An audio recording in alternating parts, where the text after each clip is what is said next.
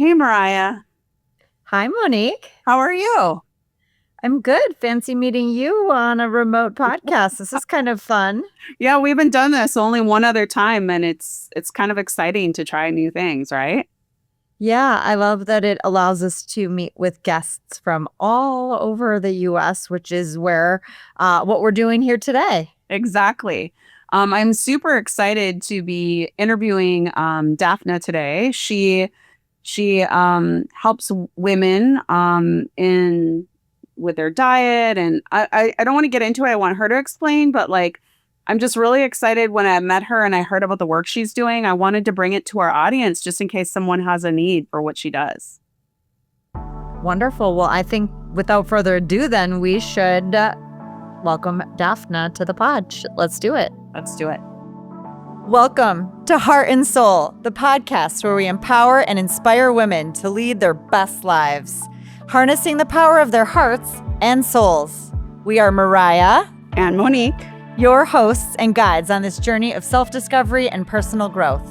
In each episode, we will dive deep into topics that matter most to you, from self-love and confidence to career development, relationships, and everything in between. We believe that every woman has a unique strength and inner wisdom waiting to be unleashed. Join us as we cover insightful heart and soul-centered topics and interview incredible women who've overcome challenges, chased their dreams, and found their true purpose. Through all of this, you will discover practical tips, strategies, and real-life stories to help you navigate life's twists and turns. For whatever season of life you're in, this podcast is your safe space to explore, learn, grow, and possibly even laugh and cry with us. So grab your headphones, maybe your favorite drink, and we'll embark on this transformative journey together. With heart, I'm Mariah. And with soul, I'm Monique.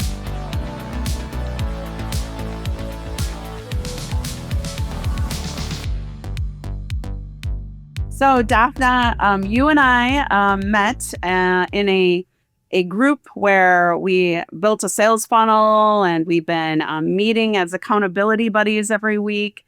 And Yes. The work that you do is so helpful and impactful for women. So thank you for being on the show and like explaining what you do. But before we get to that, I would just be curious to hear a little bit more about you, or let our listeners hear a little bit about you and your journey so far with your life. Yeah, of course. Yeah. And thanks for having me. So my name is Dafna Chazin. I'm a registered dietitian, and I've been in the field for over 15 years. I've done a lot of different things, but I landed on women's health and hormones and fertility. And my path here, I wouldn't say it was untraditional, but I struggled with my own issues over the years with hormones and period problems, and just seeing the gaslighting and terrible care that women get sometimes when we go to see our doctors really made me want to research myself, heal myself, take care of my own health, and not have to rely on, some dude in a white coat to tell me things about my body that I knew were not true.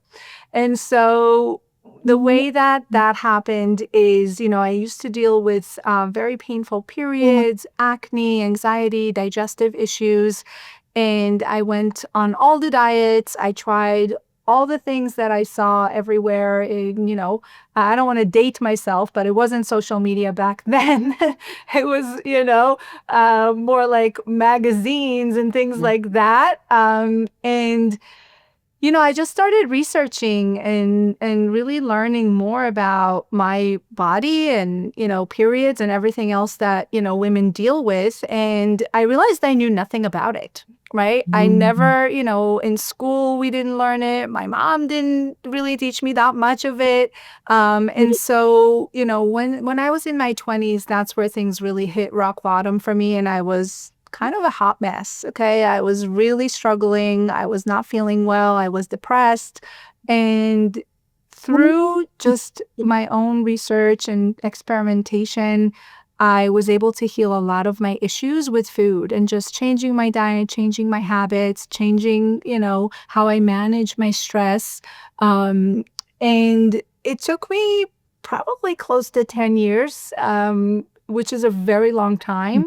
But I'm so happy I went through all of that because, that's kind of what led me to wanting to pursue nutrition and wanting to specifically help women so no one else has to take 10 years to heal their body, and really teach women how to take care of their health and what their symptoms mean and what is the correct way to actually live a healthy and kind of like holistic, if you will, lifestyle where we don't depend so much on medications, we don't depend so much on, just managing symptoms, but we actually heal from within. And right now I specifically work with women with a condition called PCOS, which stands. The name of it actually was changed, funnily enough, three days ago. So it's now called PMOS, which basically stands for polyendocrine metabolic ovary syndrome, which is a condition that affects reproductive health, but also metabolic health. So things like weight, cardiovascular disease risk, insulin resistance, and other things. And I help them regulate their menstrual cycles and get pregnant naturally so they can avoid things like IVF. So that's what I do. Everything I do is, through nutrition again and lifestyle changes. And believe it or not, it works really, really well. People don't realize that food can, I always get this question, like, can food really improve fertility? Can food really help someone get pregnant? Yes, it can. It can. And we have really good research and really good tools and strategies that we can use to do that, which I think is pretty cool. So that's my background. Yeah. Wow. Thank you so much for sharing. And it's a pleasure to meet you here on the recording and to know how valuable the work that you're doing is. I just saw that in the headlines that they had changed the acronym and I was like, okay, fine. But like, we know it as PCOS. So that's going to be right. I think it's going to be a while. Yeah, I think it's going to be a while before that catches on. To just meet you today and someone who's really on the front lines helping women with this is funny because I did see that. And I, as you were talking about like some dude in a white coat, and I was like, I was just shocked when it was even my female primary care physician who was like, whatever. I'm like, wait, no. Yeah. And so when you said that, I was like, it's actually really disappointing how much it's just a medical construct in general that is not it's not taking its time for us or really diving into what's actually going. And like you said, when we were young, do you ever learn that what you eat while you're in your cycle is going to change how you feel or your mood? Right. No, we learned that like, well, I won't even listen to my body, and it's obviously trying to tell me something, and I'm like, no, I'm just lazy, right? Like we're such givers.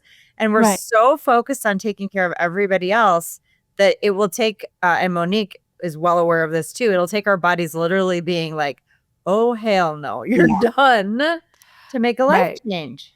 Yeah. And at that point, usually it's a little too late. Right. I always tell people, once you're symptomatic, once it's an emergency, we probably have gone a little too far. And so if we can prevent and be proactive about these things, why not? Right? Right. Yeah. We need to seek people who have the research, the education, and can guide us through these choices, because otherwise we're just grasping. Yeah. And especially today, again, with social media and, everyone's an expert nowadays. And so, and so it's really hard to know who to trust and what to believe and what to try. And we're inundated with so many tips and the best diet for this and the best diet for that. And we end up really confused and overwhelmed. And I see this every single day. Women are just like, I've had it. I don't know what to do.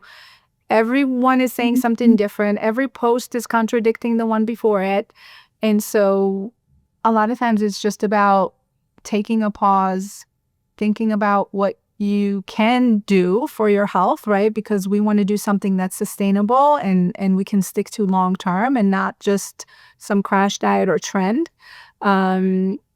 And really going about things in a more reasonable, intelligent way and not kind of fall into fads and things like that. But I can't blame people who feel confused, because sometimes I go on there and I feel confused, right? Like, I'm not immune to this. So when I see different, I have to kind of look at, okay, what does the research say? What is really the truth here?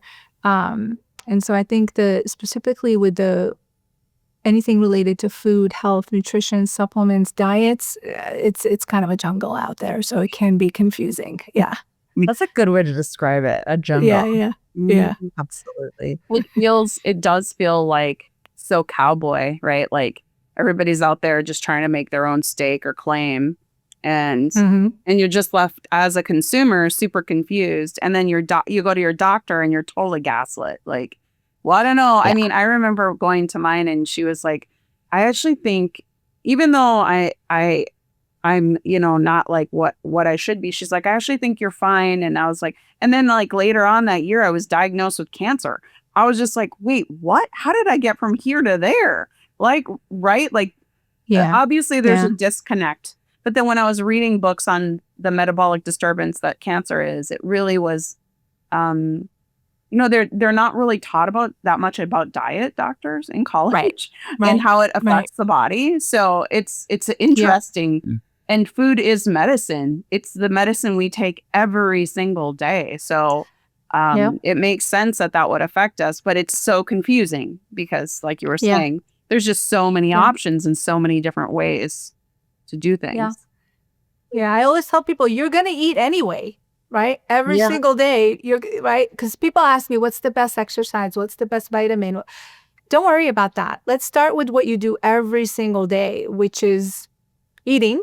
And let's try to make that as best as we can, something that fits your body, something you can stick with, and something that will actually make you healthier. And so, like you said, like that's something that we all have to do. We don't have to exercise to live. We don't have to take vitamins to live, but we do have to eat to live. And we do that every single day. And so that's probably the place I would start first. And I have heard you talk about that you take people's blood so you can kind of analyze. You have them do blood draws. What is that kind of, can you explain a little bit? Because we've had a couple of other doctors on that do blood panels as well, and they talk about this sort of stuff. But like, from your perspective, can you explain some of the markers and how that works? Yeah, definitely. So in the program that I have, which helps women with fertility, the first step that we take is to examine what's happening with their hormones. So we do blood work to look at all of their hormones, understand what could be impacting their fertility, what are some of the root causes behind their infertility and missing ovulation, and that is our starting point. And then we customize the plan that they follow, the food plan and the supplements, to those results, just so that we are hitting on the exact source of the problem and we're not trying to follow something that's never going to work for them because, we're kind of missing the mark.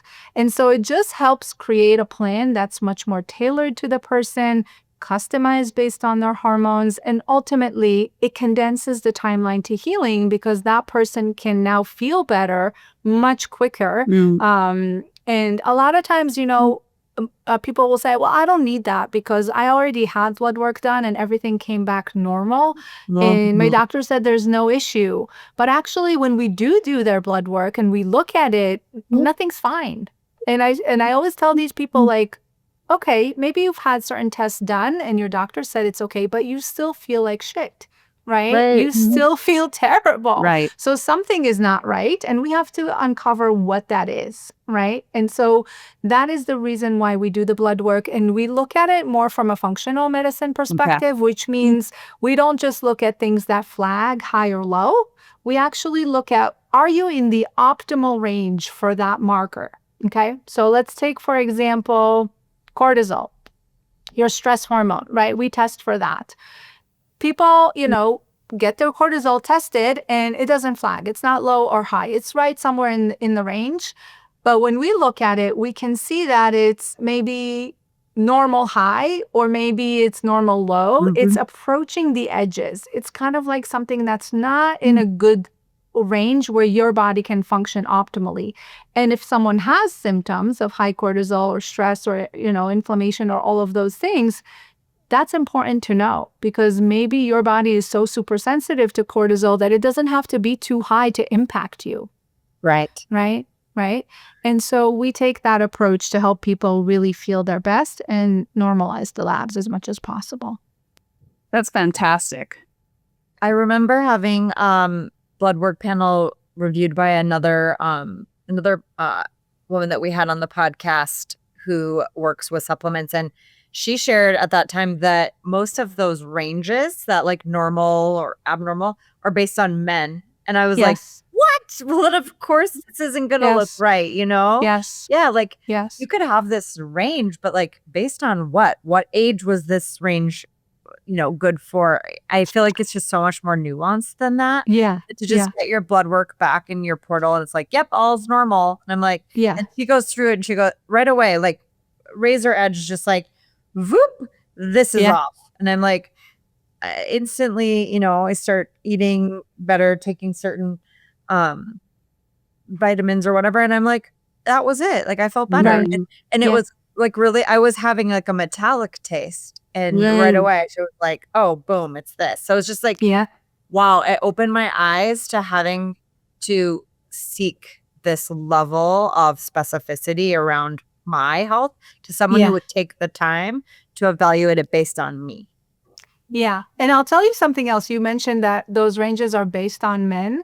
On top of that, the ranges, the way they were determined is using a bell curve. And so anyone that's sick over here or over here, they looked at and then they determined that everyone in the middle is fine. And that's the range, right? And so if you were somewhere towards that end and feeling terribly, you still fell within the healthy range, but you're anything but healthy. And so, yeah, we can talk all day about that kind of stuff. Like this system is just so messed up, and there are so many things that have been kind of grandfathered in that are so dysfunctional in the healthcare system in general. And that's what, we're here to fix and make sure that people are more educated about how to even look at these things. Because, I don't know about you, but when I used to go to my doctor in my 20s, and they said something, that was the end all be all of everything, right? You never questioned it. You never even knew what your blood work showed. And now we want to be educated. We want to be, yes, we're patients, but we want to be educated patients. And we want to be able to understand what we're looking at, to know why things were tested, to know why you're taking a certain medication if you're taking it, right? Not like our grandmas that were like, okay, I'm just taking this thing. I don't know why. At least my grandma was like that. Yeah. Like she had all these bottles. And I was like, why are you taking this? I don't know. The doctor gave it to me. And the doctor, right? We don't want to, we want to, be a little bit more involved.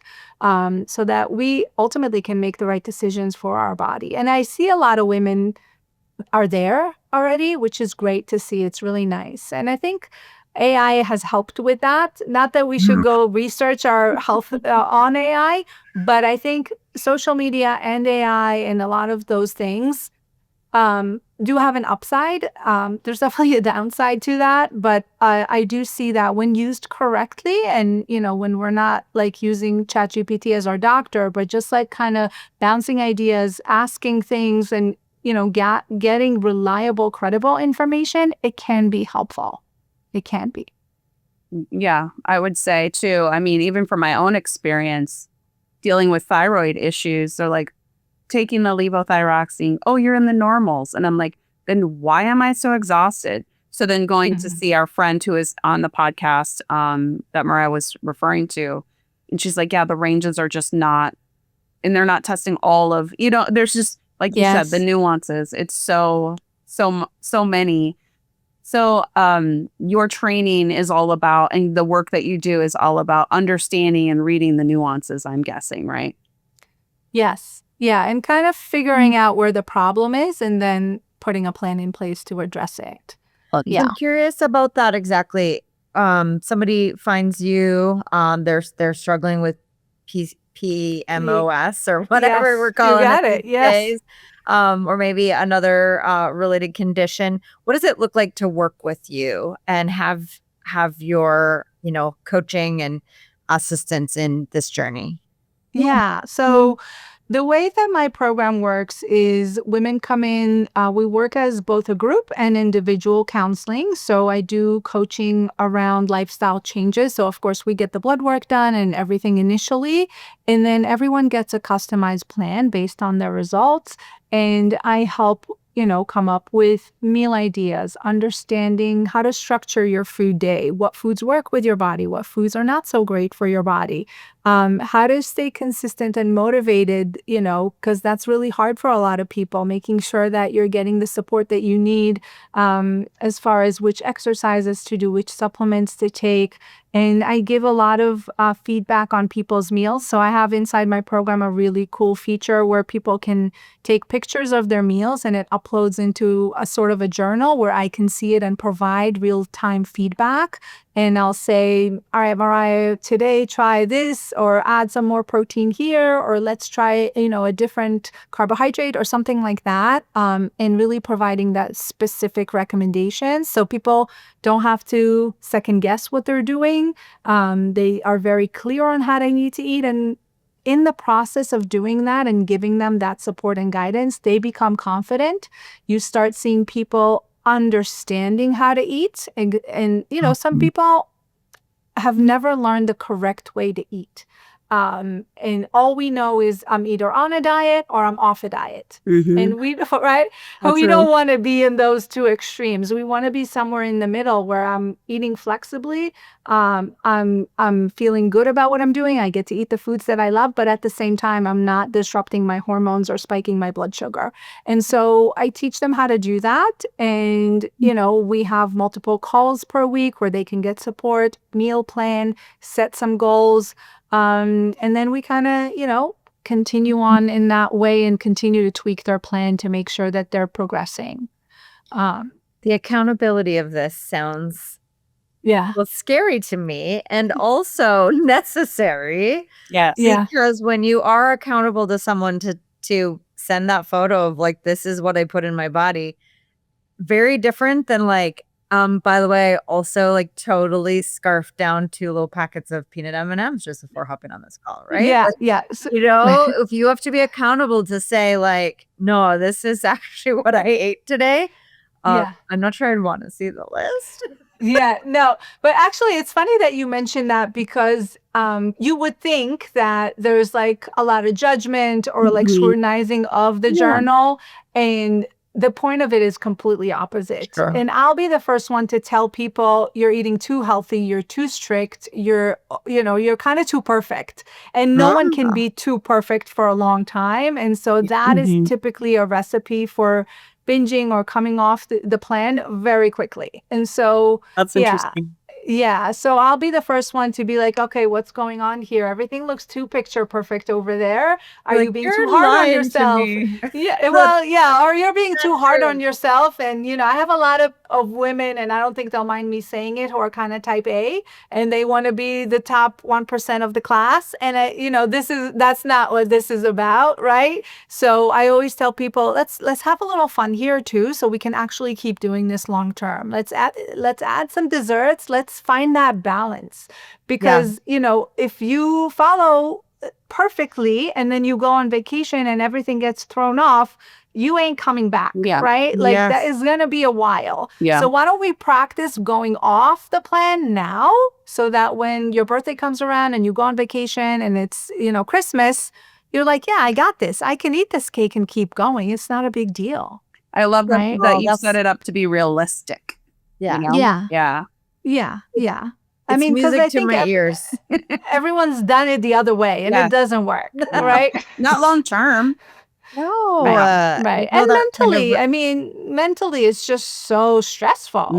So stressful. And everything is stressful. So then you add that on top of it, and at the end of the day, it falls apart. Then you are hard on yourself about it falling apart. It's just this vicious Right. You cycle. feel like a failure. Training those good Yes. habits mentally and physically.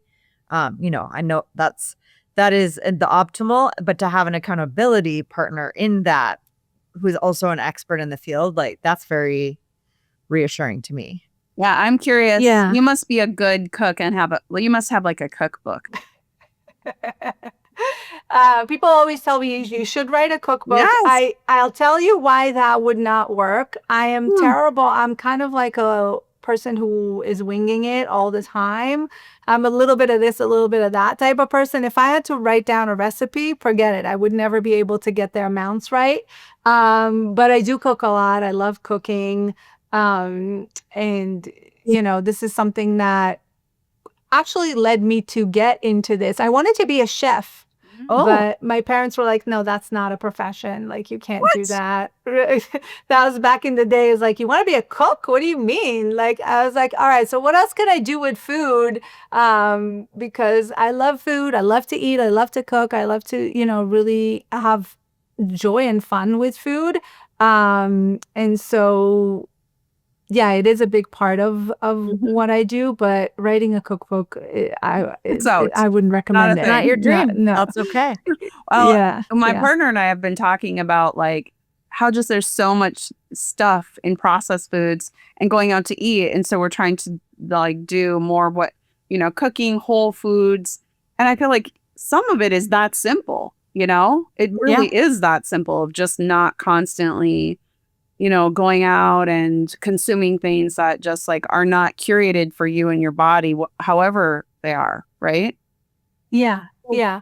And, restaurant, I mean, it varies, but a lot of times if you were to make a chicken dish that you ate in a restaurant at home, almost by default, it would be better for you, it would be healthier. Yes. Just because of, they add a lot of oils and salts and added things that we don't even know are there. And that's why it probably tastes so good.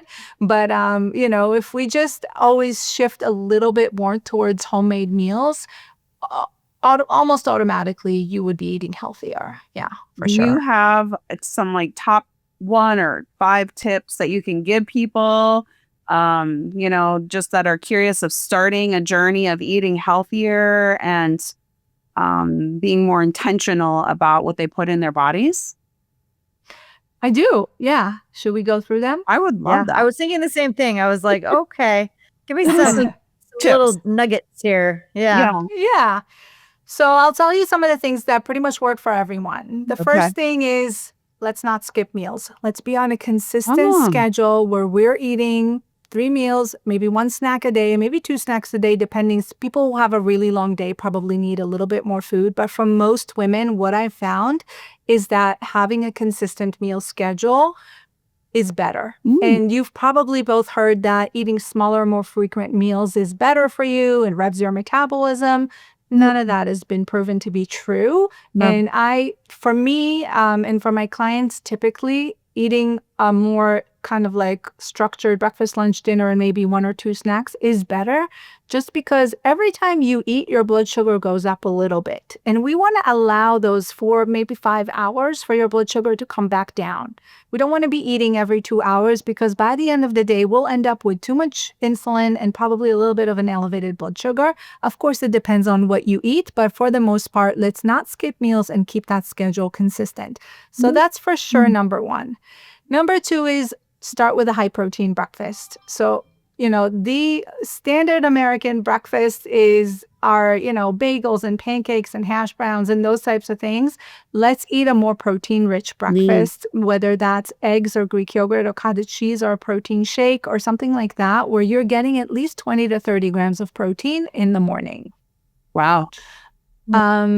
From there, I would say focus on high fiber carbohydrates. So those are carbohydrates. I call them steady carbs because they keep your blood sugar steady. They keep your mood, your energy levels really balanced throughout the day. So anyone who's listening, whoever had like a PM slump or they had their lunch and they wanted to take a nap, this is for you. If we switch to carbohydrates that have more fiber, and that could be things like beans, legumes, sweet potatoes, quinoa, even, chickpea-based pastas and things like that, that will maintain a much better, not only digestive tract, because fiber is really good for your gut, but also balanced blood sugar.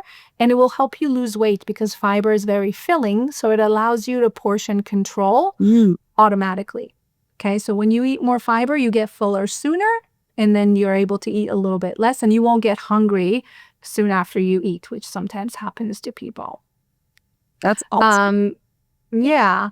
Next thing I'm going to say is if you can take a 10 to 15-minute walk after meals, that's a huge benefit, because studies show that short bouts of movement work better than a formal gym session that's maybe 40 or 60 minutes. So if we can take 10, 15 minutes after lunch and dinner to walk around the block, that again will reduce your insulin levels, because when you start moving, your cells start taking up sugar from your bloodstream for energy, and that lowers your blood sugars and lowers your need for insulin. So it's a little trick. Like, you don't need to go for too long. Just get moving 10, 15 minutes after a meal. Ultimately, that will benefit you long term. And I'm going to go not food related for the last one. I'm going to say keep off your screens 2 hours prior to bed, because that blue light will mess with your melatonin secretion. It will disrupt your sleep. You won't sleep as well. And that's something that really probably impacts your health more than anything else. So sleep is super important, especially women in perimenopause or menopause. Very, very important to focus on that. And I would say if you can reduce the iPads, iPhones 2 hours before bed, that would be ideal. Awesome. Those are amazing tips. Wow. I know. I'm like, okay. Jotting them down over here.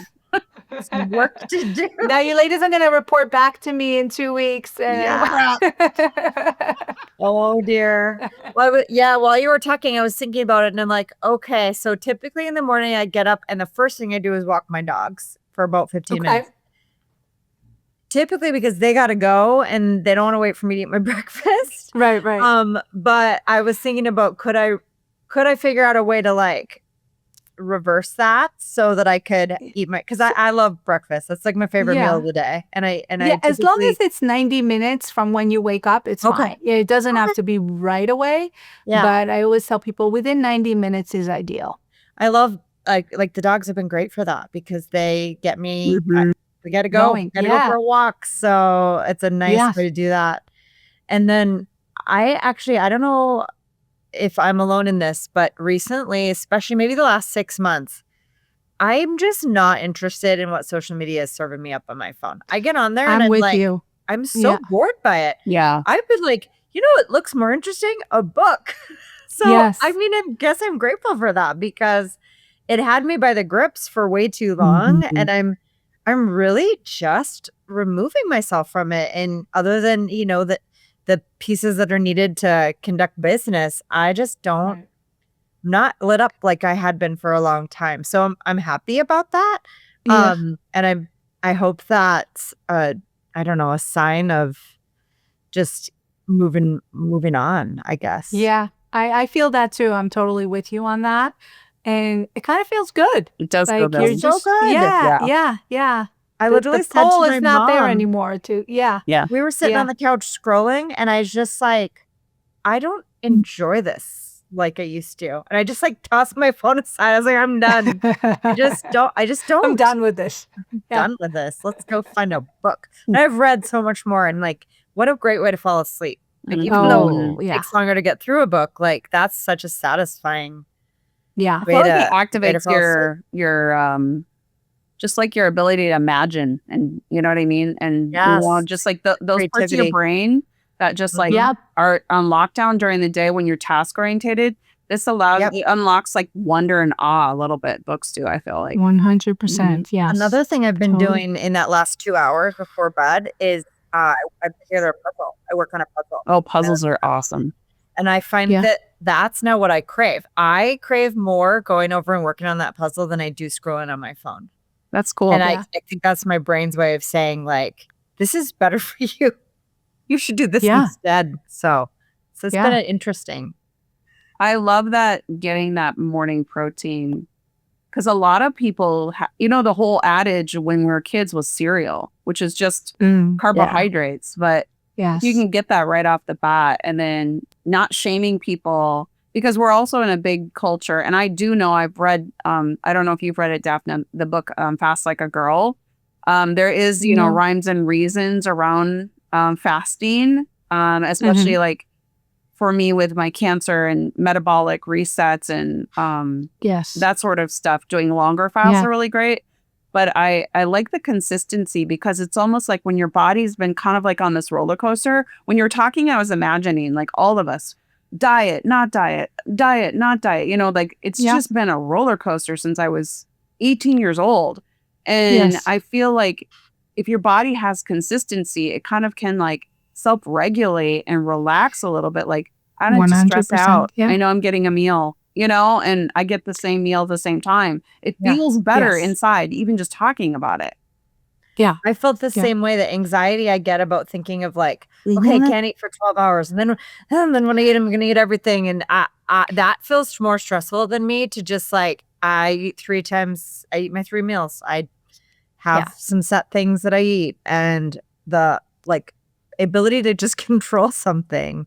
Yeah. It really does. It can easily become an obsession. And that's what we Yeah. don't want. When Yeah. you're constantly thinking about the food, is it my time to eat? What should I eat next? Am I you know, that's when we know it really shouldn't be something you think about too much during your day. But it may take some time for someone to get there, and that's okay, as long as you're not continuing to fall into fads and the cycle of dieting and starting Yeah. over.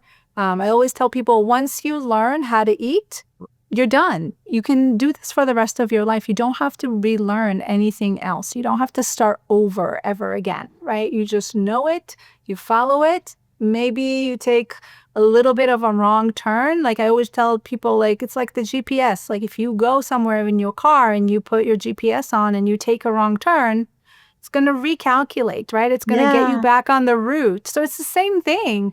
Like if you have a goal of whether that's weight management or another goal, it doesn't really matter. Just being healthier, even if you go about it in a roundabout way and you kind of, you know, eat some things that maybe are not the best and whatever, you're still going there, right? You're still on your way. You're just going to take a little detour, but you have to maintain that goal in mind and recalculate as many times as you need to, and you'll get there. But we don't want to constantly be starting over.